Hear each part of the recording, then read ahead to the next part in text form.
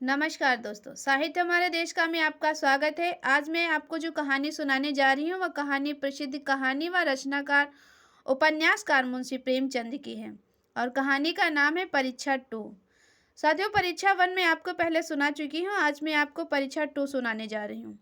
इस कहानी में ईरानी सिपाही नादिर शाह के जीवन की एक बहुत ही छोटी सी और महत्वपूर्ण घटना का वर्णन किया गया है, जिसे हमारे रचनाकार मुंशी प्रेमचंद ने अपनी कहानी में उल्लेखित किया है। तो आइए सुनते हैं कहानी परीक्षा टू।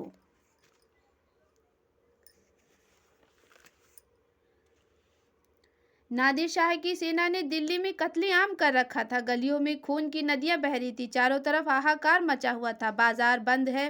दिल्ली के लोग घरों के द्वार बंद किए जान की खैर मना रहे हैं। किसी को जान सलामत नहीं है। कहीं घरों में आग लगी हुई है, कहीं बाजार लूट रहा है। कोई किसी की फरियाद नहीं सुनता।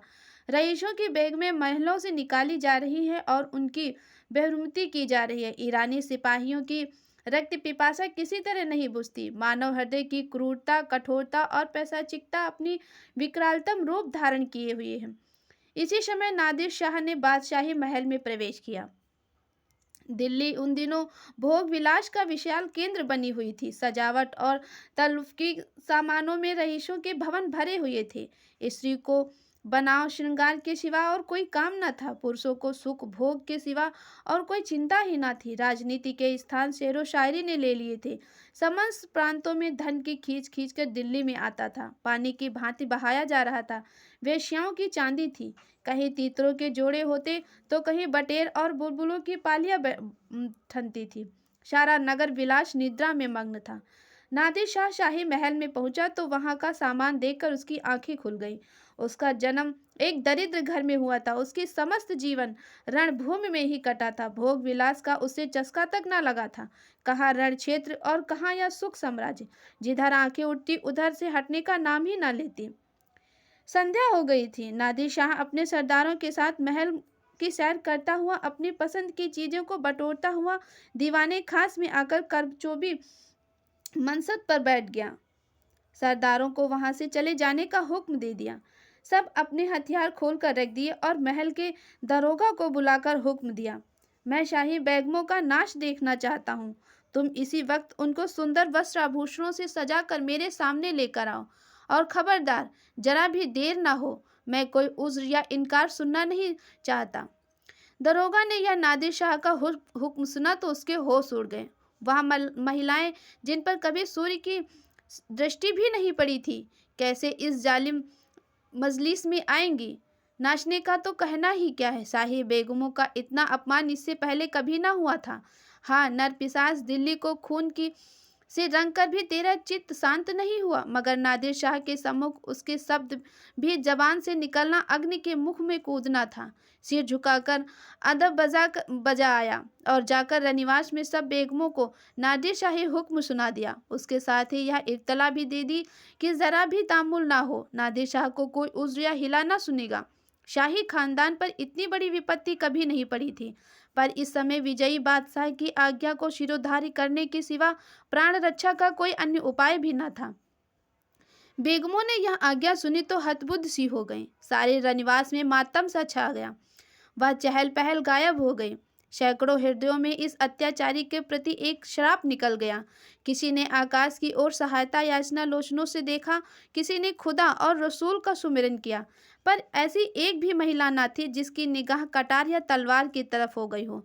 यद्यपि उसमें कितनी ही बेगमों की नशों में राजपूतनियों का रक्त प्रवाहित हो रहा था, पर इंद्रिय लिप्सा ने जौहर की पुरानी आंख ठंडी कर दी थी। भोग विलास की लालसा आत्मसम्मान का सर्वनाश कर देती है। आपस में सलाह करके मर्यादा की रक्षा का कोई अन्य उपाय सोचने का मोहलत ही न थी।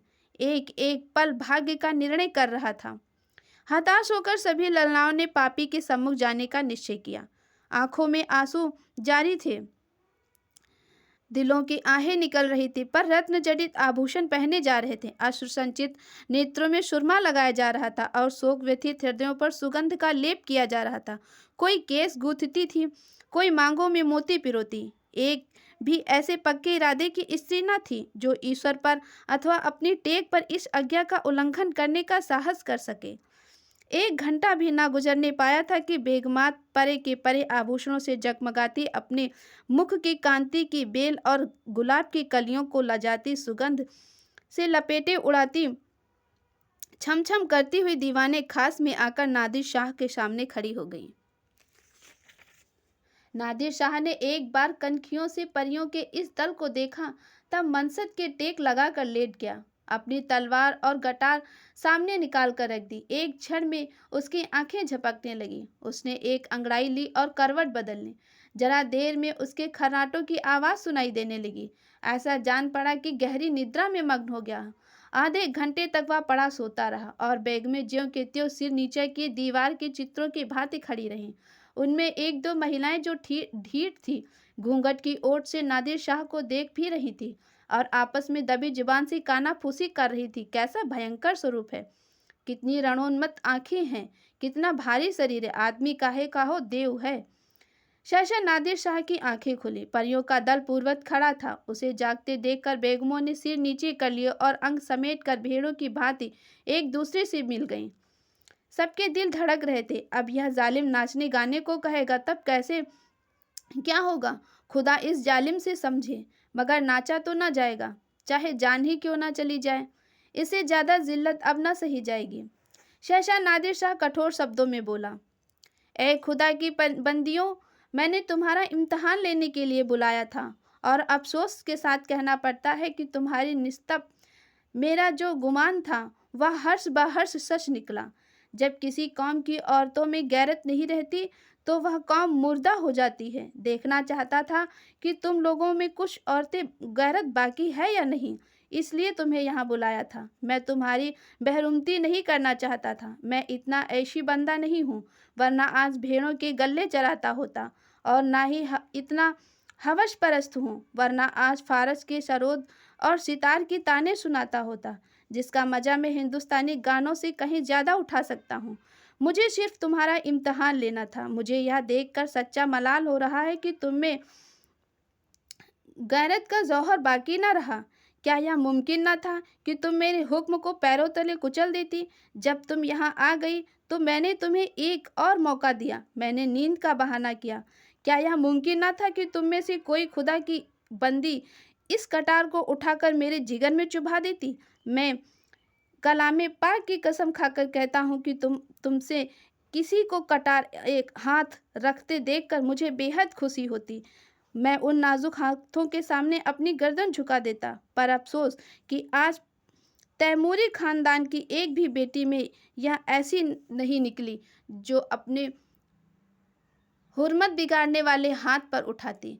अब यह सल्तनत जिंदा न रह सकेगी। इसकी हस्ती के दिन गिने हुए हैं। इसका निशाना बहुत ही जल्द हटने वाला है और इसका निशान बहुत ही जल्द दुनिया से मिट जाने वाला है।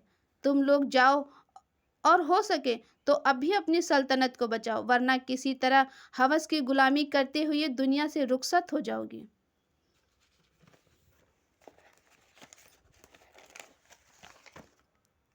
तो आपको मुंशी प्रेमचंद द्वारा रचित कहानी परीक्षा 2 कैसी लगी, जरूर बताएं। अब हम आपको मिलेंगे एक नए वीडियो में नई कहानी के साथ। तब तक के लिए आप हमारे चैनल को लाइक करें, सब्सक्राइब करें, साथ ही बेल आइकन प्रेस करना ना भूलें। Thank you.